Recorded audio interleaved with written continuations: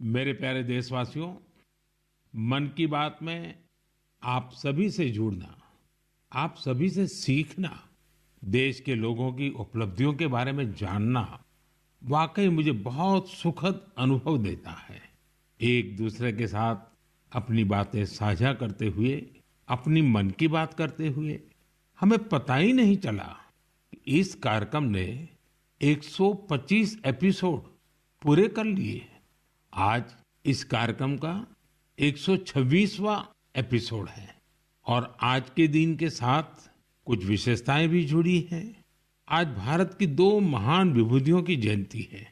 मैं बात कर रहा हूं शहीद भगत सिंह और लता दीदी की। साथियों, अमर शहीद भगत सिंह हर भारतवासी, विशेषकर देश के युवाओं के लिए एक प्रेरणा पुंज है। निर्भीकता उनके स्वभाव में कूट कूट कर भरी थी। देश के लिए फांसी के फंदे पर झूलने से पहले भगत सिंह जी ने अंग्रेजों को एक पत्र भी लिखा था। उन्होंने कहा था कि मैं चाहता हूं कि आप मुझे और मेरे साथियों से युद्ध बंदी जैसा व्यवहार करें। इसलिए हमारी जान फांसी से नहीं, सीधा गोली मारकर ली जाए। यह उनके अदम्य साहस का प्रमाण है। भगत सिंह जी लोगों की पीड़ा के प्रति भी बहुत संवेदनशील थे और उनकी मदद में हमेशा आगे रहते थे। मैं शहीद भगत सिंह जी को आदरपूर्वक श्रद्धांजलि अर्पित करता हूं। साथियों, आज लता मंगेशकर की भी जयंती है। भारतीय संस्कृति और संगीत में रुचि रखने वाला कोई भी उनके गीतों को सुनकर अभिभूत हुए बिना नहीं रह सकता। उनके गीतों में वो सब कुछ है जो मानवीय संवेदनाओं को झकझोरता है। उन्होंने देशभक्ति के जो गीत गाए, उन गीतों ने लोगों को बहुत प्रेरित किया। भारत की संस्कृति से भी उनका गहरा जुड़ाव था। मैं लता दीदी के लिए हृदय से अपनी श्रद्धांजलि प्रकट करता हूं। साथियों, लता दीदी जिन महाविभूतियों से प्रेरित थी, उनमें वीर सावरकर भी एक है, जिन्हें वो तात्या कहती थी। उन्होंने वीर सावरकर जी के कई गीतों को भी अपने सुरों में पिरोया। लता दीदी से मेरा स्नेह का जो बंधन था, वो हमेशा कायम रहा। वो मुझे बिना भूले हर साल राखी भेजा करती थी। मुझे याद है, मराठी सुगम संगीत की महान हस्ती सुधीर फडके जी ने सबसे पहले लता दीदी से मेरा परिचय कराया था और मैंने लता दीदी को कहा कि मुझे आपके द्वारा गाया और सुधीर जी द्वारा संगीतबद्ध गीत ज्योति कलश छलके बहुत पसंद है। साथियों, आप भी मेरे साथ इसका आनंद लीजिए।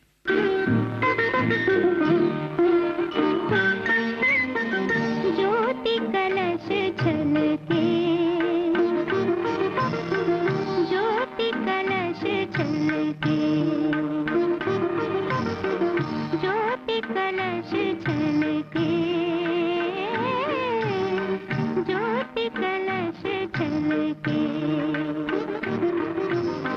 वे गुलाबी लाल सुनहरे रंग दरबार के, ज्योति कलश छलके। मेरे प्यारे देशवासियों, नवरात्रि के इस समय में हम शक्ति की उपासना करते हैं। हम नारी शक्ति का उत्सव मनाते हैं। बिजनेस से लेकर स्पोर्ट्स तक और एजुकेशन से लेकर साइंस तक, आप किसी भी क्षेत्र को लीजिए, देश की बेटियां हर जगह अपना परचम लहरा रही हैं। आज वे ऐसी चुनौतियों के भी पार कर रही हैं जिनकी कल्पना तक मुश्किल है। अगर मैं आपसे ये सवाल करूं, क्या आप समंदर में लगातार 8 महीने रह सकते हैं? क्या आप समंदर में पतवार वाली नाव यानी हवा के वेग से आगे बढ़ने वाली नाव से 50,000 किलोमीटर की यात्रा कर सकते हैं? और वो भी तब जब समंदर में मौसम कभी भी बिगड़ जाता है। ऐसा करने से पहले आप हजार बार सोचेंगे, लेकिन भारतीय नौसेना की दो बहादुर ऑफिसर्स ने नाविका सागर परिक्रमा के दौरान ऐसा कर दिखाया है। उन्होंने दिखाया है कि साहस और दृढ़ संकल्प होता क्या है। आज मैं मन की बात के श्रोताओं को इन दो जाबाज ऑफिसर से मिलवाना चाहता हूं। एक है लेफ्टिनेंट कमांडर दिलना और दूसरी है लेफ्टिनेंट कमांडर रूपा। ये दोनों ऑफिसर्स हमारे साथ फोन लाइन पर जुड़ी हुई हैं। हेलो। Hello sir. नमस्कार जी। नमस्कार सर। तो मेरे साथ लेफ्टिनेंट कमांडर दिलना और लेफ्टिनेंट कमांडर रूपा दोनों हैं आप साथ में? जी सर, दोनों हैं। चलिए आप दोनों को नमस्कारम और वणक्कम। वणक्कम सर। नमस्कारम सर। अच्छा, सबसे पहले तो देशवासी सुनना चाहते हैं आप दोनों के बारे में, आप जरा बताइए। सर, मैं लेफ्टिनेंट कमांडर दिलना हूँ और मैं इंडियन नेवी में लॉजिस्टिक्स कैडर से हूँ सर। मैं नेवी में 2014 में कमीशन हुई थी सर और मैं केरला में कोझिकोड से हूँ सर। मेरा फादर आर्मी में थे और मेरा मदर हाउसवाइफ है। मेरा हस्बैंड भी इंडियन नेवी में ऑफिसर है सर और मेरा सिस्टर एनसीसी में नौकरी करती है। जय हिंद सर, मैं लेफ्टिनेंट कमांडर रूपा हूँ और मैं navy 2017 naval armament inspection cadre में ज्वाइन किया है और मेरे फादर तमिलनाडु से है और मेरे मदर पौंडीचेरी से है। मेरे फादर एयरफोर्स में थे सर। एक्चुअली डिफेंस ज्वाइन करने के लिए मुझे उनसे ही प्रेरणा मिली और मेरी मदर होम मेकर थी।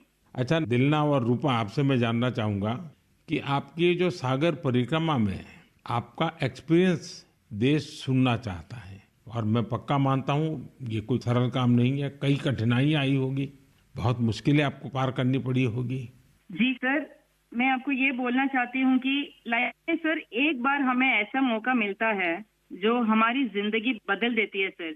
और ये सर्कम नेविगेशन वो हमारे लिए ऐसी एक अपॉर्चुनिटी थी जो इंडियन नेवी और इंडियन गवर्नमेंट ने हमें दिया है। और इस एक्सपेडिशन में हम लगभग 47,500 किलोमीटर सेल किया सर। हमने 2 अक्टूबर 2024 को निकला गोवा से और 29 मई 2025 को वापस आया। और इस एक्सपेडिशन हमें कंप्लीट करने के लिए 238 डेज लगे सर और 238 डेज हम सिर्फ दोनों थे सर इस बोट पे।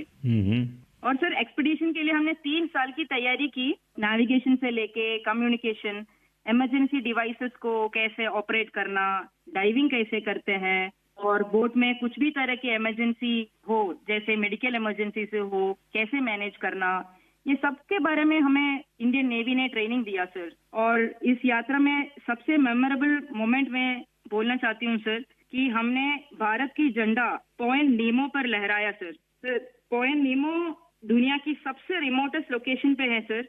वहां से सबसे पास कोई इंसान है तो वो इंटरनेशनल स्पेस स्टेशन में है और वहां पे एक सेल बोट में पहुंचने वाला पहला भारतीय और पहला एशियन और दुनिया के पहला इंसान हम बने सर। और ये हमारे लिए गर्व की बात है सर। वाह, बहुत बहुत बधाई आपको। Thank you sir. आपके साथी भी कुछ कहना चाहते हो?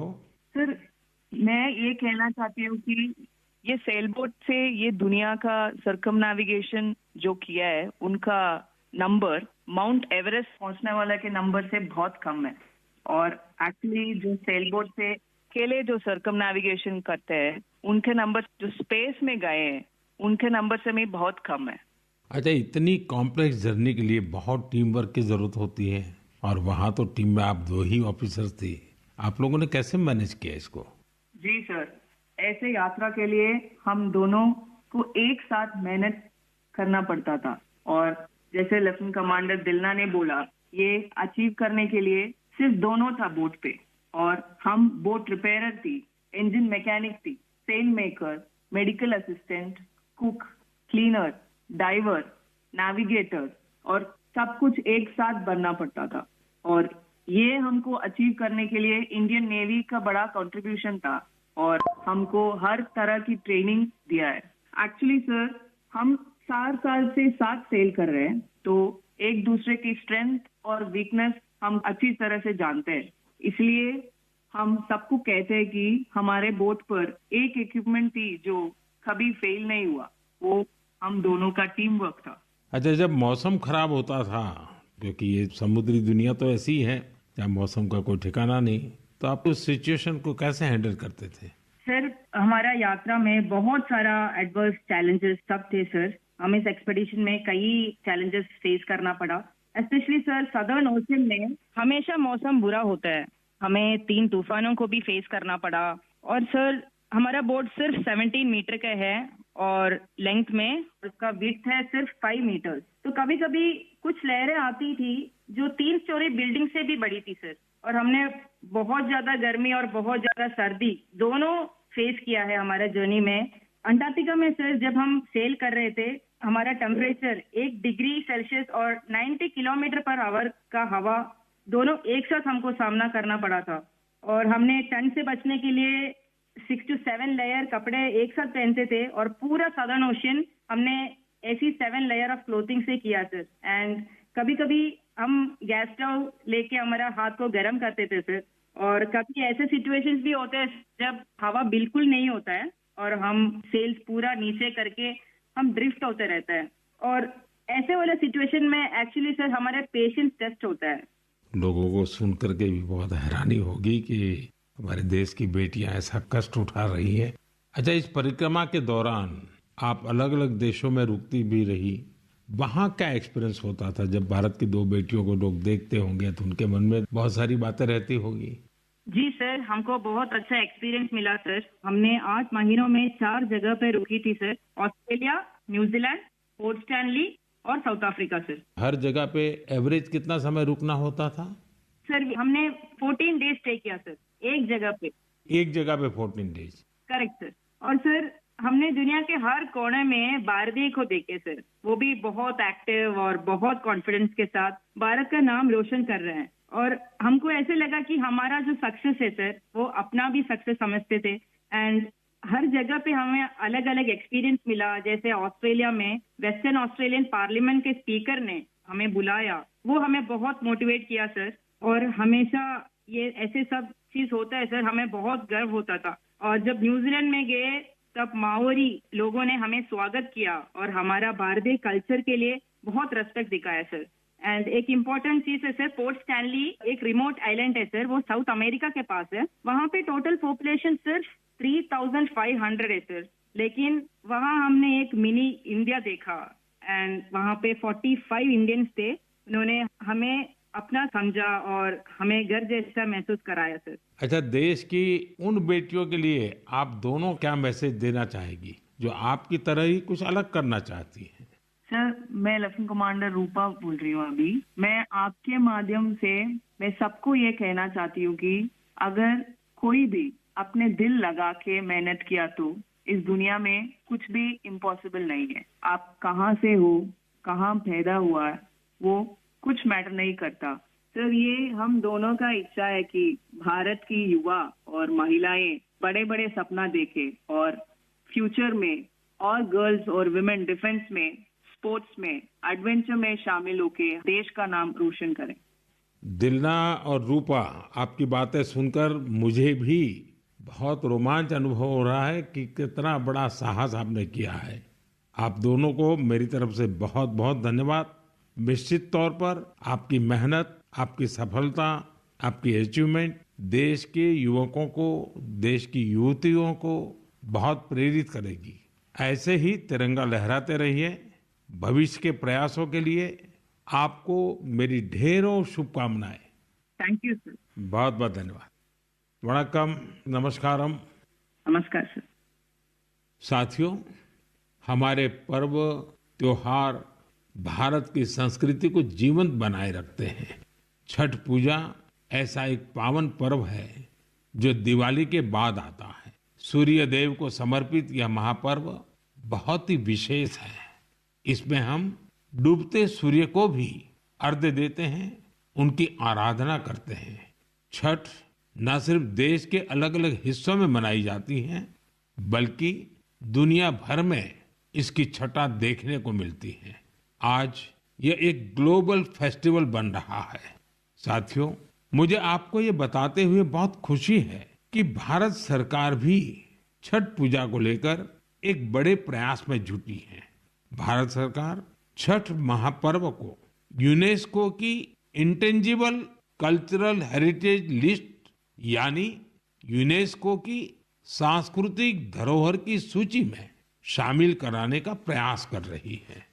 छठ पूजा जब यूनेस्को की सूची में शामिल होगी तो दुनिया के कोने कोने में लोग इसकी भव्यता और दिव्यता का अनुभव कर पाएंगे। साथियों, कुछ समय पहले भारत सरकार के ऐसे ही प्रयासों से कोलकाता की दुर्गा पूजा भी यूनेस्को की इस लिस्ट का हिस्सा बनी है। हम अपने सांस्कृतिक आयोजनों को ऐसे ही वैश्विक पहचान दिलाएंगे तो दुनिया भी उनके बारे में जानेगी, समझेगी, उनमें शामिल होने के लिए आगे आएगी। साथियों, 2 अक्टूबर को गांधी जयंती है। गांधी जी ने हमेशा स्वदेशी को अपनाने पर बल दिया और इनमें खादी सबसे प्रमुख थी। दुर्भाग्य से आजादी के बाद खादी की रौनक कुछ फीकी पड़ती जा रही थी, लेकिन बीते 11 साल में खादी के प्रति देश के लोगों का आकर्षण बहुत बढ़ गया है। पिछले कुछ वर्षों में खादी की बिक्री में बहुत तेजी देखी गई है। मैं आप सभी से आग्रह करता हूं कि 2 अक्टूबर को कोई न कोई खादी प्रोडक्ट जरूर खरीदें। गर्व से कहें ये स्वदेशी है। इसे सोशल मीडिया पर #वोकल फॉर लोकल के साथ शेयर भी करें। साथियों, खादी की तरह ही हमारे हैंडलूम और हैंडीक्राफ्ट सेक्टर में भी काफी बदलाव देखने को मिल रहा है। आज हमारे देश में ऐसे कई उदाहरण सामने आ रहे हैं जो बताते हैं कि अगर परंपरा और इनोवेशन को एक साथ जोड़ दिया जाए तो अद्भुत परिणाम मिल सकते हैं। जैसे एक उदाहरण तमिलनाडु के याज नेचुरल्स का है। यहाँ अशोक जगदीशन जी और प्रेम साल्वाराज जी ने कॉरपोरेट नौकरी छोड़ एक नई पहल की। उन्होंने घास और केला फाइबर से योगा मैट बनाए, हर्बल रंगों से कपड़े रंगे और 200 परिवारों को ट्रेनिंग देकर उन्हें रोजगार दिया। झारखंड के आशीष सत्यव्रत साहू जी ने जोहार ग्राम ब्रांड के जरिए आदिवासी बुनाई और परिधानों को ग्लोबल रैंप तक पहुंचाया है। उनके प्रयासों से आज झारखंड की सांस्कृतिक धरोहर को दूसरे देशों के लोग भी जानने लगे हैं। बिहार के मधुबनी जिले की स्वीटी कुमारी जी ने उन्होंने भी संकल्प क्रिएशन शुरू किया है। मिथिला पेंटिंग को उन्होंने महिलाओं की आजीविका का साधन बना दिया है। आज 500 से ज्यादा ग्रामीण महिलाएं उनके साथ जुड़ी हैं और आत्मनिर्भरता की राह पर हैं। सफलता की ये सभी गाथाएं हमें सिखाती हैं कि हमारी परंपराओं में आय के कितने ही साधन छिपे हुए हैं। अगर इरादा पक्का हो तो सफलता हमसे दूर नहीं जा सकती। मेरे प्यारे देशवासियों, अगले कुछ ही दिनों में हम विजयादशमी मनाने वाले हैं। इस बार विजयादशमी एक और वजह से बहुत विशेष है। इसी दिन राष्ट्रीय स्वयंसेवक संघ की स्थापना के 100 वर्ष हो रहे हैं। एक शताब्दी की ये यात्रा जितनी अद्भुत है, अभूतपूर्व है, उतनी ही प्रेरक है। आज से 100 साल पहले जब राष्ट्रीय स्वयंसेवक संघ की स्थापना हुई थी, तब देश सदियों से गुलामी की जंजीरों में बंधा था। सदियों की इस गुलामी ने हमारे स्वाभिमान और आत्मविश्वास को गहरी चोट पहुंचाई थी। विश्व की सबसे प्राचीन सभ्यता के सामने पहचान का संकट खड़ा किया जा रहा था। देशवासी हीन भावना का शिकार होने लगे थे। इसलिए देश की आजादी के साथ साथ ये भी महत्वपूर्ण था कि देश वैचारिक गुलामी से भी आजाद हो। ऐसे में परम पूज्य डॉक्टर हेडगेवार जी ने इस विषय में मंथन करना शुरू किया और फिर इसी भगीरथ कार्य के लिए उन्होंने 1925 में विजयादशमी के पावन अवसर पर राष्ट्रीय स्वयंसेवक संघ की स्थापना की। डॉक्टर साहब के जाने के बाद परम पूज्य गुरु जी ने राष्ट्र सेवा के इस महायज्ञ को आगे बढ़ाया। परम पूज्य गुरु जी कहा करते थे, राष्ट्राय स्वाहा इदम राष्ट्राय इदम न मम, यानी ये मेरा नहीं है, ये राष्ट्र का है। इसमें स्वार्थ से ऊपर उठकर राष्ट्र के लिए समर्पण का भाव रखने की प्रेरणा है। गुरुजी गोलवलकर जी के इस वाक्य ने लाखों स्वयंसेवकों को त्याग और सेवा की राह दिखाई। त्याग और सेवा की भावना और अनुशासन की सीख, यही संघ की सच्ची ताकत है।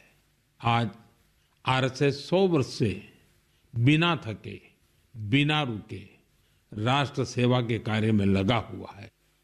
इसलिए हम देखते हैं देश में कहीं भी प्राकृतिक आपदाएं, आरएसएस के स्वयंसेवक सबसे पहले वहां पहुंच जाते हैं।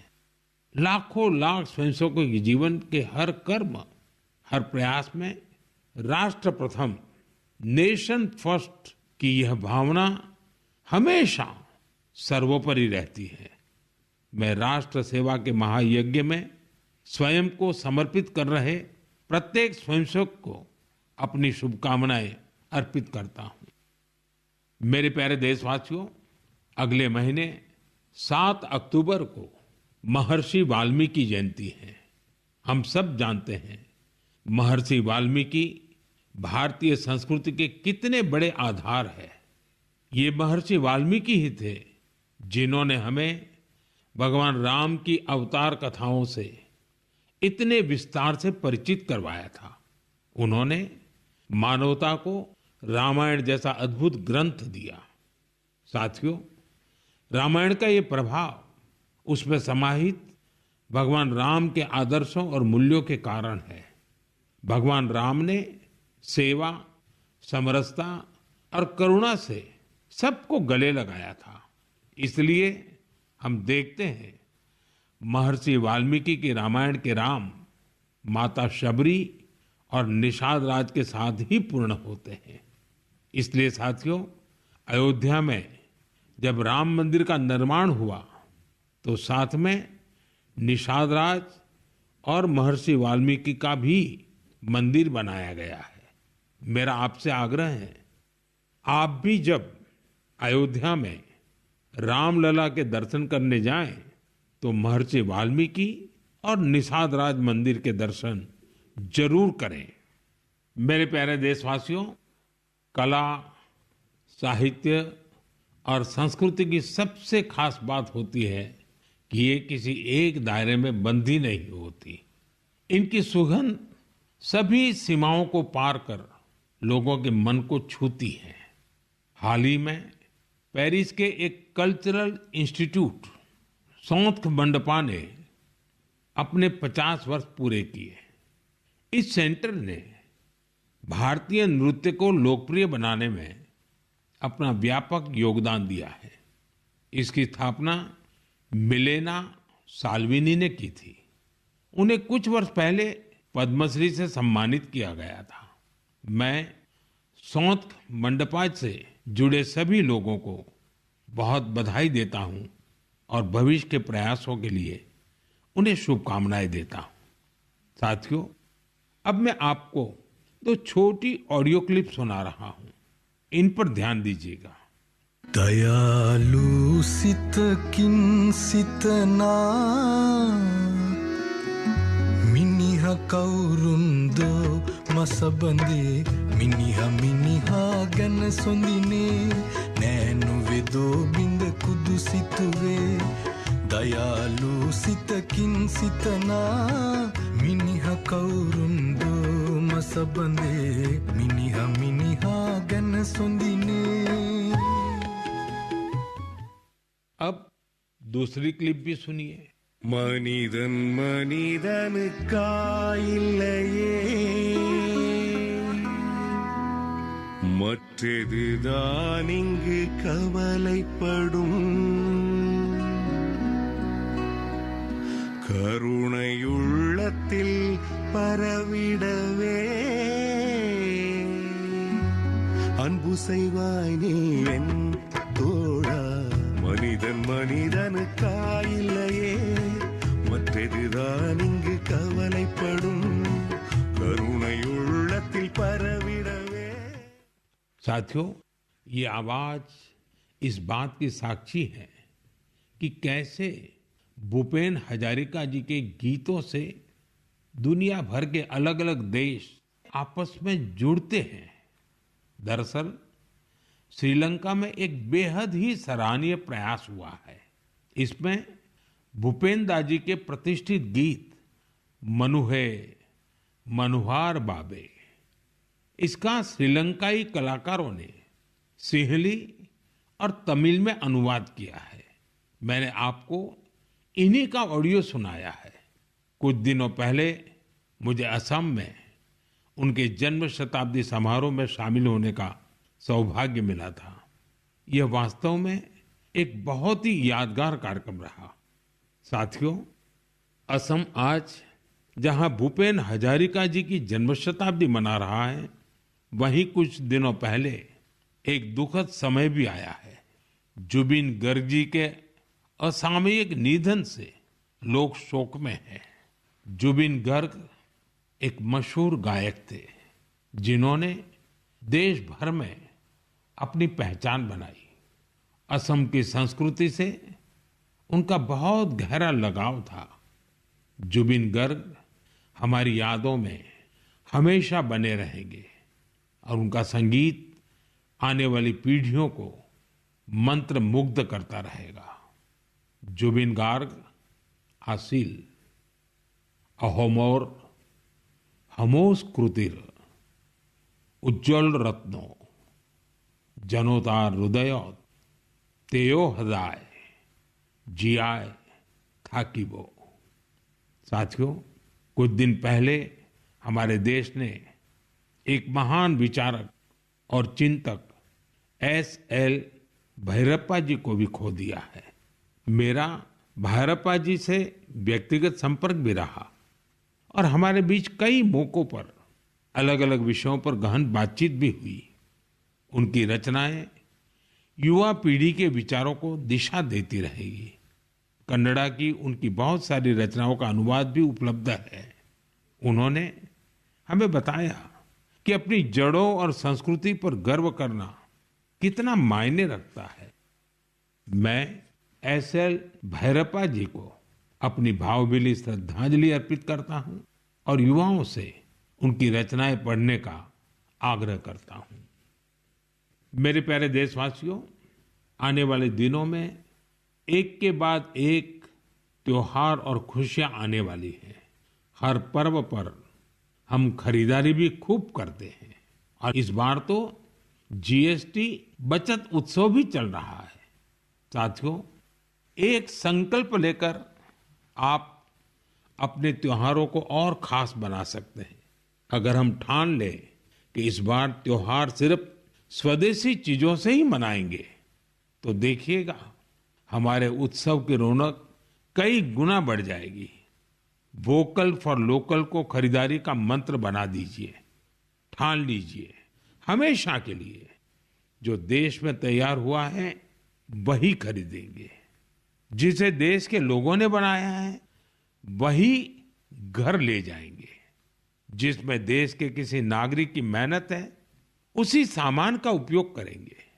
जब हम ऐसा करते हैं तो हम सिर्फ कोई सामान नहीं खरीदते, हम किसी परिवार की उम्मीद घर लाते हैं, किसी कारीगर की मेहनत को सम्मान देते हैं, किसी युवा उद्यमी के सपनों को पंख देते हैं। साथियों, त्योहारों पर हम सब अपने घर की सफाई में जुट जाते हैं, लेकिन स्वच्छता सिर्फ घर की चार दीवारी तक सीमित न रहे। गली, मोहल्ला, बाजार, गांव, हर जगह पर सफाई हमारी जिम्मेदारी बने।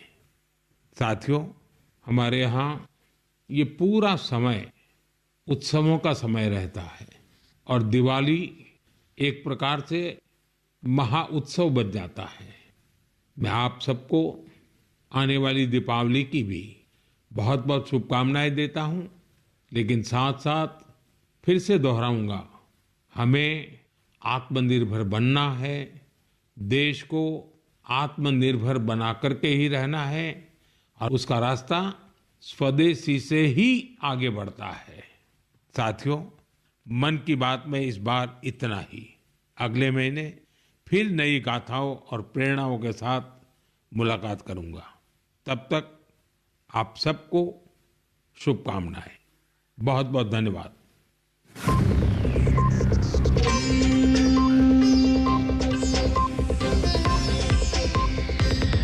रिटायरमेंट के बाद लाल स्पोर्ट्स कार लूं या वर्ल्ड टूर? तू खाली बुला